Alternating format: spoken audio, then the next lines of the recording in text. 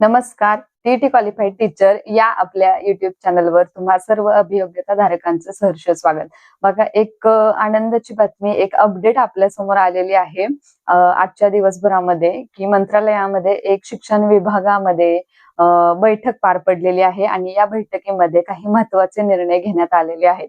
आपण सर्वजण बघा प्राधान्यक्रमांच्या टॅबची अगदी आतुरतेने वाट पाहत आहोत आणि त्याच संबंधीचे निर्णय आजच्या बैठकीमध्ये झालेले आहेत. तर काय आहे ही अपडेट आपण पाहूया. व्हिडिओ पूर्ण पहा, ह्या सगळ्या अपडेट तुम्हाला नक्की कळतील. तर बघा, आज जी शिक्षण विभागामध्ये बैठक झाली त्या बैठकीचे अध्यक्ष माननीय मुख्यमंत्री देवेंद्रजी फडणवीस साहेब यांच्या अध्यक्षतेखाली ही बैठक पार पडली आणि या बैठकीमध्ये काही महत्त्वाचे शासन निर्णयावर चर्चा करण्यात आली आणि काही शासन निर्णय येत्या दिवसामध्ये आपल्याला नक्कीच पाहायला मिळतील. त्यामध्ये सगळ्यात महत्त्वाचं म्हणजे आपल्या भरतीविषयी पवित्र पोर्टलद्वारे जी काही शिक्षक भरती चालू आहे त्या शिक्षक भरतीविषयी महत्त्वाची चर्चा करण्यात आली आणि याच्यामध्ये प्राधान्यक्रम कधी सुरू करायचे यासंबंधी चर्चा पार पडलेली आहे.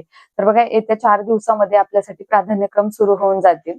ह्यामध्ये एक महत्त्वाचा मुद्दा होता, तो म्हणजे आंतरजिल्हा बदलीचा. जर आंतरजिल्हा बदलीचा मुद्दा कोणताही समोर आलेला नाही तर आपल्यासाठी 4 दिवसामध्ये नक्कीच प्रेफरन्सचा प्राधान्यक्रमांचा टॅब उपलब्ध करून दिला जाईल आणि होईलच ते. जर नाही तर आंतरजिल्हा बदलीचा काही विषय आला तर मात्र 2 दिवसामध्ये सुद्धा आपल्यासाठी हा टॅब उपलब्ध होऊन जाईल.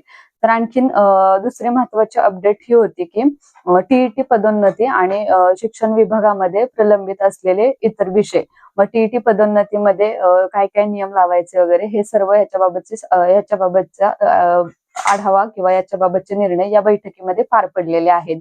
अशा प्रकारे ही आज मंत्रालयामध्ये बैठक पार पडलेली आहे.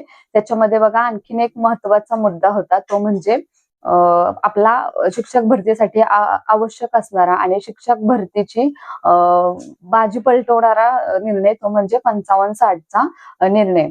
तर बघा, बरेच जण आपल्या व्हिडिओच्या खाली अशी कमेंट्स करताना दिसतात की आपण जो ह्याच्याविषयी मेरिट फार काही हायेस्ट राहणार नाही 2022च्या तुलनेत. बऱ्याच जणांचं असं म्हणणं आहे की 2022 पेक्षा 2000 आत्ताच्या भरतीचं मेरिट हे खूप हाय जाईल, कारण यावेळी सर्व विद्यार्थ्यांना खूप सारे मार्क्स मिळालेले आहेत 2022च्या कंपॅरिझन मध्ये. तर हे बरोबरच आहे की 2022च्या कंपॅरिझन मध्ये पाहता या शिक्षक भरतीमध्ये सर्व बऱ्यापैकी विद्यार्थ्यांना जास्त मार्क पडलेले आहेत, परंतु मेरिट हाय राहील ह्यावरून आपण सांगू शकत नाही.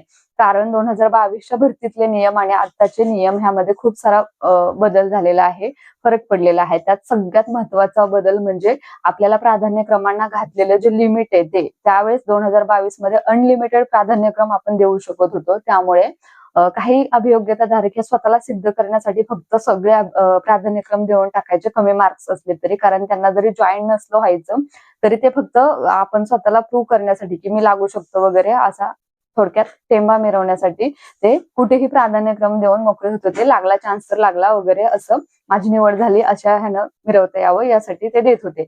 परंतु ह्या भरतीमध्ये तसं होणार नाही. आपल्याला घातलेलं लिमिट आहे आणि त्याचबरोबर जर एकदा आपलं त्या ठिकाणी नाव आलं तर आपल्याला त्या ठिकाणी जॉईनच व्हावं लागेल. जर तुम्ही जॉईन व्हा, नाही तर होऊ नका. तुम्ही पुढच्या फेज मधून किंवा पुढच्या राऊंड मधून बाद होणार आहात. मग ते तुम्ही कोणत्याही वर्गासाठी पात्र असाल असा नियम. ह्याच्यामुळे नक्कीच या भरतीच्या मेरिटवर परिणाम होईल. आणखीन एक की महत्वाचा, तो म्हणजे 55-60 चा निर्णय. मागच्या भरतीमध्ये हा 55-60 चा निर्णय लागला आणि त्याच्यामध्ये मागासवर्गीय विद्यार्थ्यांना ओपनच्या जागांवर ज्या विद्यार्थ्यांना टीईटी मध्ये 82 ते 90च्या दरम्यान मार्क होते त्यांना जाता आलेले नाही. परंतु आता मात्र हा नियम नाही लागणार आहे आणि मागासवर्गीय विद्यार्थ्यांना ज्यांना 82 ते 90च्या दरम्यान मार्क आहेत परंतु टेट मध्ये मात्र चांगले मार्क असतील, जर ते ओपनच्या मेरिट टेट मध्ये क्रॅक करत असतील तर मात्र त्यांना ओपनची जागा मिळणार आहे. तर हा जो सगळ्यात महत्वाचा निर्णय होता, ह्याच्यावर आजच्या बैठकीमध्ये चर्चा झालेली आहे आणि त्या संबंधीचा शासन निर्णय हा आपल्याला येत्या काळामध्ये म्हणजे अगदी आठवडाभरामध्ये म्हटला तरी सुद्धा आपल्याला पाहायला मिळेल. तर ही होती महत्वाची अपडेट. शिक्षण विभागामध्ये पार पडलेली ही महत्वाची बैठक आणि या बैठकीतून नक्कीच आपल्या सामान्य अभियोग्यता धारकांना काही ना काहीतरी फायदा होईल आणि चांगले शासन निर्णय आपल्याला येत्या काळामध्ये पाहायला मिळतील अशी आशा आपण व्यक्त करूया, आशा बाळगूया आणि वाट पाहूया आणि सर्वजण 4 दिवस अलर्ट राहा. 4 दिवसामध्ये नक्की टॅब येण्याची शक्यता 99% आहे. तर पाहूयात आपण आपल्यासाठी टॅब कधी उपलब्ध होते आणि त्यानंतरच्या ज्या काय अपडेट्स असतील, प्राधान्यक्रम कसे भरायचे याविषयीचे मार्गदर्शन आपण आपल्या चॅनलला अगदी फ्री मध्ये देणार आहोत. तर तुम्ही त्यासाठी आपल्या चॅनलला नक्की सबस्क्राईब करून ठेवा.